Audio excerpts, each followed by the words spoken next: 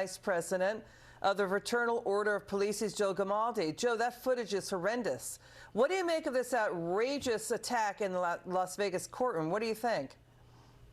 Well, I think it's just a stark reminder to the American people what these dirtbags are capable of and their propensity for violence, because he's so overwhelmed that he's actually going to be held accountable for his actions. And, you know, right before that, he was telling them, oh, I've turned my life around. I'm not the rebellious type. Well, obviously, he's full of crap because he does a headline over the desk immediately afterwards. And he's not to be trusted. This is a career criminal with over 12 arrests.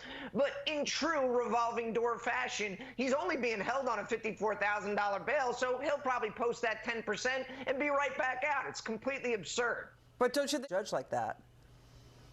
Well, I certainly hope that they're going to throw the book at him, but, you know, the track record in a lot of these courtrooms isn't too good. But someone like that should be held with no bail, and they should be seeking the maximum on him. He should be looking at 20 years in prison for jumping over that. And let's be honest, if someone hadn't pulled him off of that judge, he would have killed her.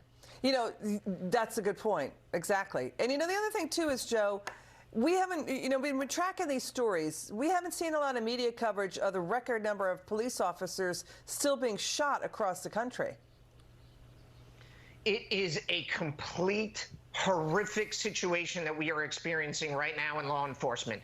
We saw 378 police officers shot last year. That is a 60% increase from 2018. That's one officer shot every 23 hours, 115 ambush attacks, 46 officers killed by gunfire. You know what is there has not been a peep from President Biden about this historic violence. It's very clear he doesn't give a damn about our nation's law enforcement. So has anybody reached out to the White House saying, hey, what's going on? Have you reached out to the Justice Department saying, hey, police officers need help?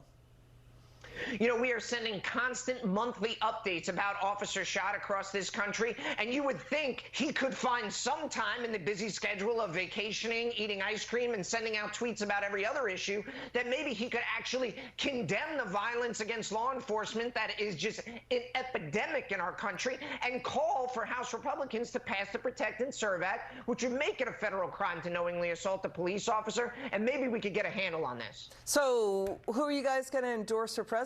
I mean, the former President Trump met with the Teamsters president, Sean O'Brien.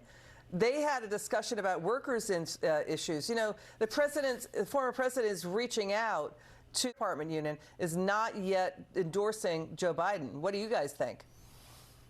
Well, you know, our process is going to be voted on by our members nationwide. We do it very unique. We want our members to speak, but I'd be shocked if they don't endorse a Republican, because President Biden has shown over and over again that he is not going to support law enforcement. There's been historic violence against us over the last 3 years, and he has remained silent throughout. The silence from the White House has just been deafening on this issue, Liz. Got it. Joe Gamaldi, thanks for joining us tonight. Thank you.